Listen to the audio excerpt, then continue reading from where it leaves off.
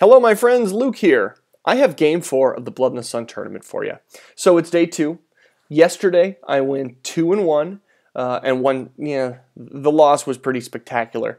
But I did 2 decent wins and I'm on about like table 20 now. So I'm hoping to keep going. It's day 2. A lot of people are walking around, they're looking hungover. I'm hoping maybe my opponent will have a soft list. Maybe he'll show up all hungover and I can just rocket ahead and kind of get an unfair advantage.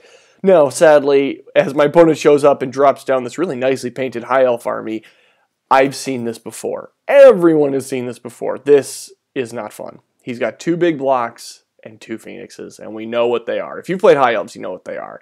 But let's go through them. So he has a group of Reavers, 1 Frostheart Phoenix. He has a second group of Reavers in front of some Archers.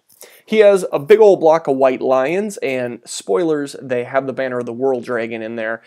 His caster is in there as well, his level 4 with the Book of Hoth, so that is a very juicy unit that is not going to give up its points at all. Then he has a noble flapping around on a flying, some sort of flying horse, and that'll be moving his leadership where he needs to go. Then he has a big block of Phoenix Guard, the guys who aren't going anywhere either with their natural 4-up ward save. Oh, just painful. I'm not going to get those points easy. A second Frostheart Phoenix. As cheesy as I think that is, I would totally bring 2 all the time. They're amazing. I think 2 is way too strong, but what are you going to do? Then a group of Archers, kind of a big one here. He must just be kind of soaking up some points, and they're pretty decent shooting. I forgot to label it, but on the right side over here, you can see he's vanguarded a third group of Reavers. So yeah, this is a pretty standard High Elf list. One of the net lists you see kind of a bunch. Not trying to take away from my opponent, but he definitely has, I think, as rock hard as you can bring here. I do not, and I think most people at Bits kind of don't. I'd been told by people and was kind of reading online that, yeah, Bits isn't really bring the hardest list you can bring. Some people did, but I ended up dinging my opponent down in sports here because that's how it was coached. I didn't feel he did anything wrong, but the description of filling out the questions are, do you think this would you play this army again? Do you think he had some fun fluff choices? And I was like, hell no. You bring 2 phoenixes and 2 blocks like that, you're trying to crack some skulls, which is perfectly fine. But that is not the list I've been seeing rocking around here. So unfortunately, I dinged him for points. But yeah, I think he'll overcome that with spanking my ass here. This is my prediction before we get started. So I've got a group of 6 trolls, a Doom Diver, 2 Manglers, a Savage Orc Horde with a level 4 in there, and a Black Orc BSB, Squig Herd, some Goblins with bows and 2 Fanatics, 18 Black Orcs as my fluffy choice. They don't have a lot to do this. Yeah, they're going to be in big trouble. Unless I can get them into a Frostheart Phoenix, these guys with the Black Orcs are going to be pretty wasted, I'm thinking. Then I have an Arachnorok Spider, who is just my my sleeper MVP. I absolutely love him. A second Doom Diver, and I'm talking about fluff, and I've got 2 Doom Divers. But then I got a Goblin on a Great Cave Squig. So it'll be kind of fun, and I'm hoping I don't get too just smashed immediately. So we go to the game. Unlike just like every game, I fail to go first, and the High Elves move up. So the Reavers are coming over here to flank and try to get to one of my Doom Divers. On this side, the Phoenix and the Reavers are also working up this flank, but they're not super committing. He knows I've got some random movement there, and he doesn't want to get his Reavers eaten up, which is exactly my plan. If I can roll high enough, get those Reavers and try to panic that Phoenix off. I think the Phoenix has leadership 10 on a monster. Good lord, that thing is just sick. Makes you want to puke. These Reavers over here move over by the building just to kind of watch out because he knows my Goblins have some bows. His BSB kind of just moves over and his blocks move up just a little bit, not too much here. In the middle, his Archers, I think, might have stayed put. I can't remember. It doesn't really matter. They're within range to shoot at long range, and his Phoenix is just kind of moving up here to stay with the battle line. Jumped ahead there. During Magic, it's 6 dice to 4. He throws Pit of Shades on my Arachnorok, and I use a Dispel Scroll because it was a huge roll with the Book of Hoth, and I do not want to lose 300 points right off the bat, especially on something, I always say that, but when you have a Dispel Scroll on something as unreliable as a Goblin, I almost always use it first because I'm either throwing those Goblins into something and he's about to die, or he's going to get panicked, and it's going to be bad. So yeah, it kind of sucks to have to use it early, but it doesn't suck if you're saving your Arachnorok. Then he casts Withering on the Squigs, and I dispel that. So I managed to get through without too much damage. Little shooting puts a couple wounds on the trolls. The archers, yeah, they dropped the mangler. I totally did not. I never deployed these things right. I always push them up forward. I should rock them behind my troops and just bounce them through. But in my defense, I kind of forgot that shooting is good. Like, I forgot they had that decent range and that High Elves can shoot in an extra rank and all that. The High Elves I played recently just didn't have that much of it. So, yeah, I was like, holy crap. You know, there's a -1 to hit the mangler, but yeah, it didn't matter. Those guys are deadly. That's just a picture of the end of the turn. You can tell we're kind of moving towards each other, getting ready for some blood. Go to Greenskins turn 1. Just moving up, just a ton. There's not much you can see. You can see I didn't have a lot of places I could move that mangler. There was no chance of me rolling like 3 6s and getting him into the Frostheart Phoenix there. So everyone just kind of moves up. My Goblin charges the Phoenix, so I rolled the distance, or I measured the distance, and I didn't think I was going to be able to hit the Reaver, so I figured I'll just kind of come close to the Phoenix, and maybe I can, if I bump into him, great, I'll hold them up, maybe I'll survive, and I ended up rolling pretty well. I probably could have clipped those Reavers, which sucks, because you have to kind of pick your direction ahead of time. Would have liked to have that. I think the Goblin's going to get eaten, but if I hold a little bit, maybe I can hold that thing up, because it's dangerous. But those Reavers are, unless I can shoot them with that Arachnarok, are going to eat up my Doom Diver there. Everyone else just kind of moves up and over. Like no one's close enough for a charge. So you can see the line has advanced a bit. We go to Magic. I try to cast Hand of Gork to move the Mangler, and he dispels that, knowing how great that spell actually is. But I was able to get Foot of Gork off next. And you know what? I know he has a Banner of the World Dragon, but I don't really know he has a Banner of the World Dragon. So I put the Foot actually right between the Phoenix Guard, who are not a squishy target either. Oh, I'm sorry. I actually have put it right where it was. I wanted to hit the BSB and then test the group of White Lions, see if they had the Banner of the World Dragon. I drifted back on like a few inches, so I didn't clip the BSB at all. Yep, definitely, they have the Banner of the World Dragon. He's got a 2-up ward save, and I only did 1, even with a full stomp. So at least we know that's there. It's not going to be helpful, and I can target the Foot on someone else next turn. And I died a little bit inside when I saw his ward save. That sucked. During shooting, the Doom Diver that's on the other side of the board turns and shoots off those Reavers. I think the other Reavers, I don't know why I didn't target them. I'm sure they weren't closer. I probably had a reason. But I shot these guys and killed them. And then Doom Diver 2 drifts off his... I think I was shooting cross. I think Doom Diver 2 aimed at the other Reavers and drifted off and didn't hit anybody. Very sad. Nothing from the Arachnarok during shooting. Well, it looks like here I said I targeted the BSB. It's I either targeted the BSB or those Reavers. If I did the BSB, there's mistakes. I should have hit those Reavers. But who knows? My notes are kind of bad. In close combat, the Phoenix kills the Goblin, sadly, and the Arachnarok doesn't do anything shooting at the Reavers, and that's basically it for my turn, so sucks on this flank, but what are you going to do? Go to High Elf turn 2. His Phoenix Guard charges the Squigs. I release some Fanatics. I put 1 in front of the Phoenix Guard. They got a 4-up ward save. It's not going to do much. He also declared a charge at the Reaver, so I sent 1 of them at the Reaver so he'd have to walk over them. That was my hope, and it actually worked perfectly. He had to go over them. Exploded because he took 2d6 worth of wounds. I only did 2 to the Phoenix Guard, their 4-up ward save, and those Squigs are in big trouble, but at least I got 1 of the groups down. Didn't trigger a panic anywhere with the BSB nearby. His Reavers charge my Doom Diver, which is expected, and the Phoenix shows off its supreme mobility and just gets right out of the way, and I had, at this point, I'm like, oh god, that's right, like, he doesn't have to really worry with his super leadership about being march blocked, and he's just going to be right behind me. I already feel like I screwed up this flank, like I should have backed up the Arachnarok and not given him anywhere to land. I'm kind of used to rocking a Terrorgeist here, who has a really big base. These Phoenixes on what looks to be basically a chariot base. It's amazing. They have such mobility. I think these monsters are great. The other Phoenix on the right side lands here just to kind of threaten the trolls if he needs to, or go into the Doom Diver, whoever he wants. He's actually too close to the Doom Diver now, so I can't shoot him, or I can shoot 12 inches away and try to drift back on him, but I mean, even that, he's going to have a 5 or a 4-up ward save most of the time. In Magic at 7 dice to 5, he throws a couple of dice at Withering on the Squigs, and I end up letting it go. He gets 2 removed from them with the roll. And then he throws Pit of Shades on the Savages, and I had saved my dice for that and dispelled it. Shooting ends the Mangler from the other archers, and that sucks again. I had a chance to move him with magic, I just couldn't get it off, and bad deployment on my part, so I deserve to lose him. 7 wounds on the Goblin from his other bunker, who's right off target there, and I did not panic, but yeah, that's a lot. Those guys are pretty great.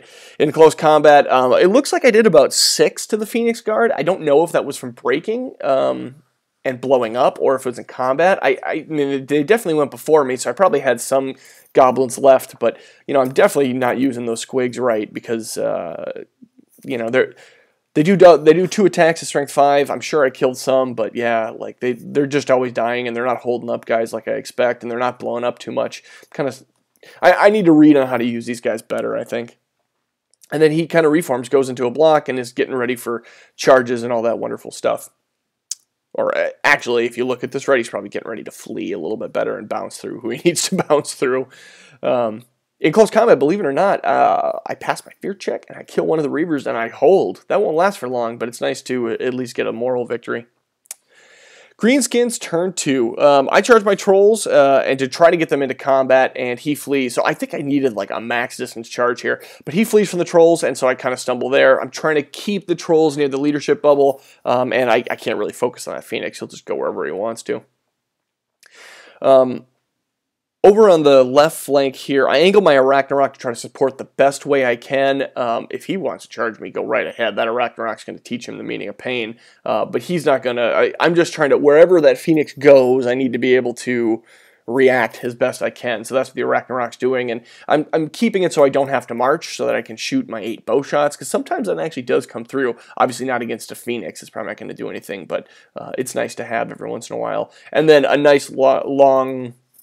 charge threat range for terror and stuff like that would be helpful. I mean, they are High Elves, so they don't fail very often, but that's my plan. The Goblins don't move at all because, I'm going to flee when he charges me, even though I'm close, but maybe I can shoot in this phase and try to whittle them down a bit. They're only toughness 3, so actually Goblin bows probably do scare them, and I'm not at long range on them. That's a good way to start wiping out that group of White Lions. So in Magic, I miscast Edbutt, and I'm going at his BSB there, and unfortunately, I blow up.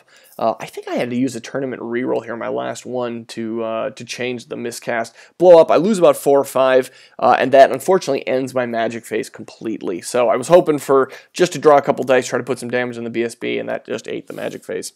So Doom Diver over here hasn't been charged yet, misses on his BSB, doesn't drift anywhere. I think it actually drifts to where you can see the little token there, and that's it for shooting. In close combat, they completely wipe out the remaining 1 Goblin left in the Doom Diver, and that is basically the end of the turn. And here's just a picture of kind of what the battle line looks like. It looks like I must have tried to charge. I don't know if I charged the Savages. I think he already fled. I charged from the Trolls, and then so I just kind of angled them and moved them a bit. All right, we're going into High Elves turn 3. Checking my notes. So his White Lions charge, I flee with the Goblins. Let's not give him the points or stand and shoot. It's not going to do much. I must not have done much to shooting with them on the last turn because I didn't have any notes about it. So the Phoenix charges the Doom Diver, but it's on a weird hill, and that's a gorgeous and super well-painted model. So we just used this Mangler. We know both Manglers are dead, so we use the Mangler to mark where he is because I'll just bump him. He's so top-heavy, and I'll Kilter. I did not want to bump this guy's model and break it. I mean, I wanted to break it over my knee because it's so cheap, but I didn't want to do it accidentally. His Reavers get in the way of the Arachnarok at first, and then he decides, you know what, that positioning is not going to work. Like I told him, I said, I can still angle around you a little bit there. You might need to get closer. And he's like, well, I just want to stop you from really being able to do this and this. And I said, you're not really pinning me because the Arachnarok can go right over the building. And so when I said that, he's like, oh yeah, that's right. So he just kind of pulls him back, not really sure what to do with them, maybe countercharge, and his Phoenix flies over to stay out of the Black Orcs line of sight, and he is not, at this point, he is not out of the Arachnarok's line of sight, but he doesn't quite realize that. That'll come up in a minute here. Spoilers. In Magic, it's 6 dice to 4. He casts Pit of Shades on the Savages, and thank God it doesn't go off, because I didn't think I could stop that with the Book of Hoth. He tried to reroll, and a 1 went to a 1. In shooting, he kills a few Savages, but there's not that many done, and that's basically it for his turn. Orcs and Goblins, turn 3. Boom! A Ragnarok comes right into him, passes his terror check, and we actually had to have a rules discussion about this, because he didn't think I could charge. I could see him, and I could fit between the two groups just fine, and I was in his flank. But I couldn't close the door because I immediately a Ragnarok bumps into the Reavers there. And so I was like, well, then you close the door to me. He was actually not familiar with that rule. So, I mean, obviously you crack the book open really quick and show him the diagram where, yeah, if I can't close the door to you, you close to me. And I felt kind of bad about it because he's like, he didn't really realize it possible. He thought he had himself blocked. But at the same time, I'm like, go to hell. You're flying these guys everywhere. They are basically just like these airborne chariots that land where they want. It's time to have a spider in the face. So the trolls turn around just because I'm thinking I don't have to worry. Those elves are not going to engage me up there. I'll turn around and try to maximize the potential threat on his Phoenix if he wants to put it anywhere meaningful. And I rally the Goblins, so that's pretty fun. Save a couple of points. Maybe shoot next turn. In Magic, I get Sneaky Stabbing off on the Spider, which is awesome because that means he has reroll hits and wounds because he's in the flank of that Phoenix. And in close combat, you can see there is no Phoenix there. I don't think he... there might be a die in front of them. If there is, there's only 1 or 2 wounds. I just went to town and had my Venom Surge landed and wounded and did a whole bunch to him. That was pretty great. Thus proving the law we all know from nature that spiders are greater than birds. So we get a High Elves turn 4. Yeah, High Elves turn 4. I wrote that down wrong in my notes. So the White Lions try to charge the Savages, and they fail. That's basically it for movement. I think he backs up his Phoenix Guard at this point because they have rallied. I don't know if I mentioned that last turn. They had rallied. They just fled the one turn and they rallied. Or maybe they're rallying this turn. Whatever. They're rallied and now they're moving around. Fails to charge in the Savages. And that's basically it for movement, I think. I think his Phoenix just scooted forward a little bit. You can see it down there now, marked by the Mangler. So he killed, and I think he just killed the Doom Diver and slightly angled. And we just agreed he could be wherever he wanted to go. But he didn't really want to overrun or anything like that. Or if he did, it was really, really small. Which actually might... It looks like he did maybe overrun about 3-4 inches there based on where that Mangler is. In Magic, he casts Pit of Shades on the Trolls, and holy crap, kills all but one. Ooh, God, that's awful. I couldn't do anything to stop it. In the rest of Magic, he casts Withering on the Savages and gets 3 removed from everything, so that sucks real freaking hard. And in shooting, yeah, he just takes off about 5 Savages with bows. That's not good. And he's so far away from me. I freaking hate High Elves. They never engage you until they want to, and then it's just with the favorable matchups for them. It's very sad. So I want blood, and I'm going to just keep pushing forward is what I'm thinking. And now we go to Greenskins turn 4. So I fail a charge with the Savages, trying to get them forward. They just stumble forward a couple inches, damn it. And I fail a charge with the Black Orcs into the Phoenix. So now we just removed the hill because we're like, screw it. No, nobody cares about the damn hill. Remove it. But I do charge him with my Troll. So you can see the one Troll's in there trying to hold him up, and then the Black Orcs fail. I'm like, damn it. I needed CR to bust this guy because I know he's going to swing like a truck. I'm hoping that the regen on that Troll in the flank, he would have survived so I could have the combat res and try to break him, but... yeah, that sucks. Without the Black Orcs going in, stupid Black Orcs. Like, I'm really starting to hate the Black Orcs again. Goblins go into the building because I can protect myself a little bit better in there and shoot out from it. And the Ragnarok just moves up without a Phoenix over here. Let's get ready for some sort of combo charge or something like that. I cast Hand of Gork and move the Black Orcs into the flank of the Phoenix, so... if he kills him, he's got to get way out of the way, and I'm hopefully maximizing my charge arc here, so if he does go into the rear of the Savages, kills him on this turn, goes into the rear of the Savages, then he's got Black Orcs up the butt. In the Magic phase, I dispel the Withering, and I think that was basically it for Magic. In close combat, I only take 1 wound, but I don't appear to have done any to him, and he holds, sadly. But, hey, the Troll's holding him down. That's pretty good. Shooting does very little. I think that was all the show here. Like I think the Goblins shot at the BSB, and the Arachnarok shot at the White Lions. Nothing really happened. So High Elves turn 5. The Phoenix Guard move up to support the line, and now they're kind of coming back into the fray. I wrote down that he failed the charge on the Spider, but that doesn't appear possible here. I don't know who would have charged the Spider. If it was his BSB, maybe? But I can't imagine you bring your BSB into the Arachnarok, and it doesn't look like his White Lions have angled at all, and his Phoenix Guard were probably too far away. So I don't know. I either can't tell what he did, or he did fail some charge that I just don't see. Having dispelled the Withering last turn, he tries to cast Melkoth's. Or no, I dispelled the Withering last turn. He tried to cast it again, and I dispelled it again. So then he cast Melkoth's and Irresistible Forces. So we resolve the spell first. He gets only 1 removed from my stats, and thank God his caster goes into the hole. The tyranny of the Book of Hoth is done. Doesn't really like blow up and do anything else to the White Lions, but it is so nice to have him dead.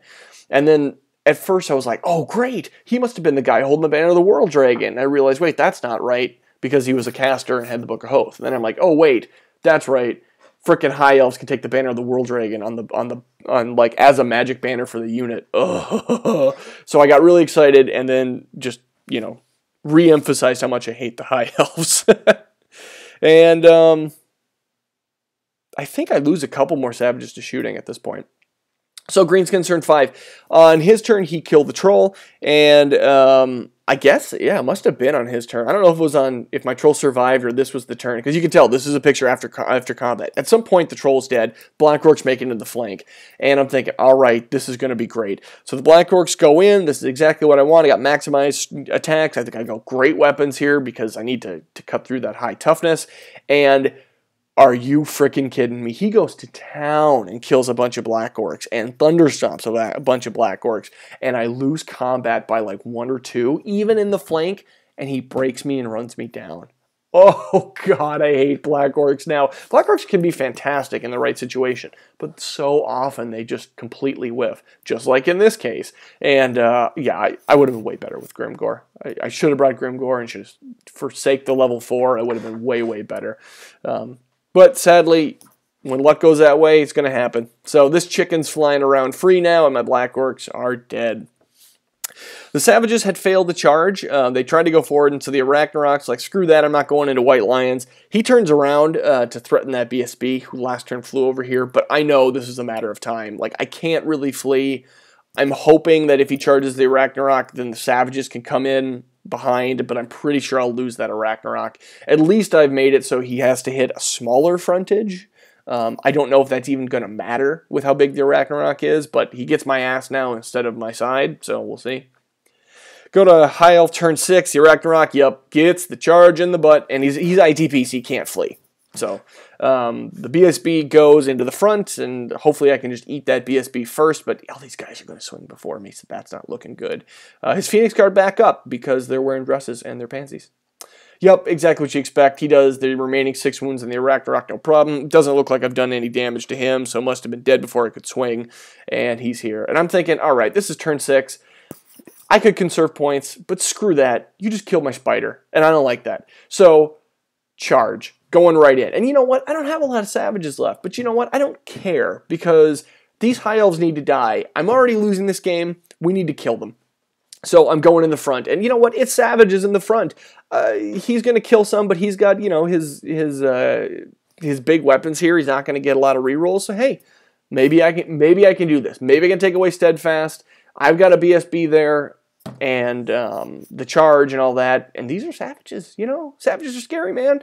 Hopefully I can do it. That's what I'm thinking. And worst case, if I don't do it, well, I'm losing anyway. Luckily, we go to Magic, and I get Foot of Gorkoth, and it's awesome, because I'm able to, front 45, able to target the BSB, stomp the shit out of him, and get his points, which is pretty cool. So now I'm thinking, all I got to do is make him take an unfavorable leadership test, try to, you know, I got to beat Steadfast first, but then he won't have a reroll. Maybe I can break him and get all these points. It would be so worth it. Unfortunately, this is the last picture I took of it, because, you know, it's a 6-turn game. We were running within the last 10 minutes of the game here, and so this is the picture before combat. At the end of combat, I did not lose that many Savages, and I swung back and I killed a ton of Elves.